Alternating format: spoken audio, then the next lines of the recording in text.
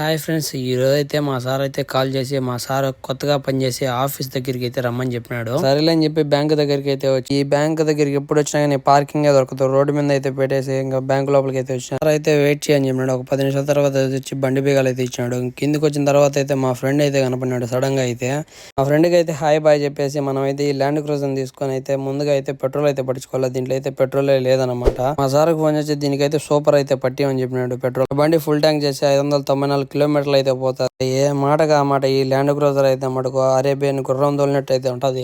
మా సార్ ఈ బండి నాకు గీయడానికి కారణం ఏంటంటే దీనికి కూడా అయితే దప్తర్ అయితే అయిపోయింది అనమాట. ఈ రోజు నా బండి కూడా వెళ్ళి పాసింగ్ అయితే చేయించుకోరమ్మని చెప్పినాడు. నేను మాదిరి అయితే సేమ్ ప్రాసెస్ అయితే ఉండింది. కాకపోతే ఈ రోజు అయితే నా బండి అయితే చెక్ చేయలేదు. పేపర్లన్నీ ఫినిష్ చేసుకుని అయితే మళ్ళీ అయితే బ్యాంక్ దగ్గరికి అయితే వచ్చి మా సార్కి అయితే బీగాలు అయితే ఇచ్చేసి మనం అయితే మన బీగాలు అయితే తీసుకొని అయితే బయటకు అయితే వచ్చేసాం. మా సార్ బ్యాంక్ అయితే మీరైతే లైక్ అండ్ సబ్స్క్రైబ్ కొట్టండి మామ. అలాగే బ్యాంక్ కూడా ఎలా ఉందో కామెంట్ చేసి చెప్పండి మామ.